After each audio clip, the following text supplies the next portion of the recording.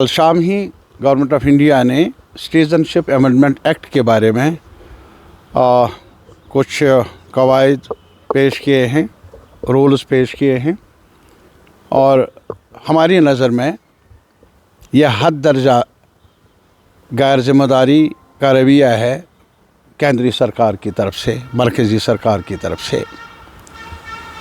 हमने उस वक्त भी पार्लियामेंट में जब ये कानून बना सिटीज़नशिप अमेंडमेंट एक्ट, हमने उस वक्त भी CPM ने मुखालफत की और कहा ये आईन के ख़िलाफ़ है, ये हमारे जमहूरी निज़ाम के ख़िलाफ़ है और ये लोगों के अंदर जो एकता रही है उसको तोड़ने के बराबर है।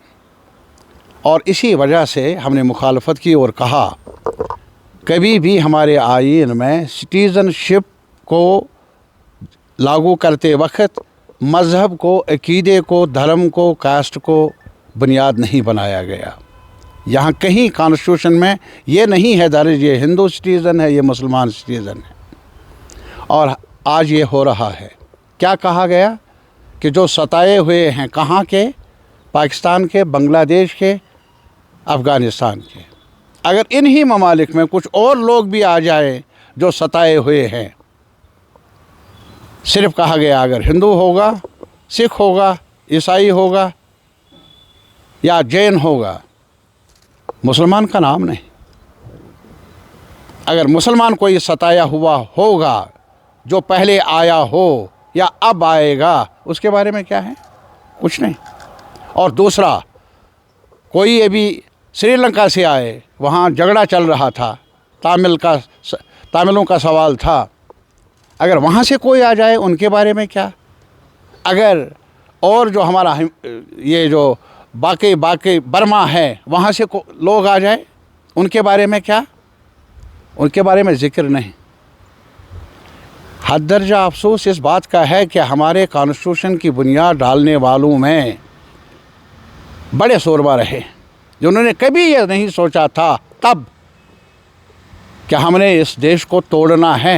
वो खफा थे क्योंकि देश टूटा 47 में। आज हमारी दरख्वास्त है ये सरकार से, उन ज़ख्मों को अब नए सिरे से मत खोलो, मत तोड़ो देश को। और वोट मिले आपको अगर करनी होगी, वोट मिले आपको अगर करनी होगी, ना करनी में हिंदुस्तान के अवाम का हक है कि वो ना वोट डाले उनको जिन्होंने झूठ बोला और अमलन कुछ किया नहीं उनकी ज़िंदगी को बेहतर बनाने के लिए। हमारी गुजारिश है आज देशवासियों से, मैं यही कहूँगा, ये गांधी का देश है और गांधी का देश ही रहना चाहिए, गोडसे का नहीं। जहाँ फूट हो, जहाँ नफ़रत हो, उससे देश कमज़ोर होगा।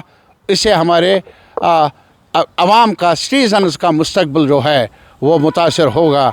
कुछ करके दिखाना है। अगर आपकी नाकामी है कुछ देने में, जॉब्स देने में, महंगाई पर काबू पाने में, लोगों के लाइवलीहुड इश्यूज़ को एड्रेस करने में, अगर आप नाकाम हुए, कितनी देर आप छुपाएंगे? हिसाब देना ही पड़ेगा।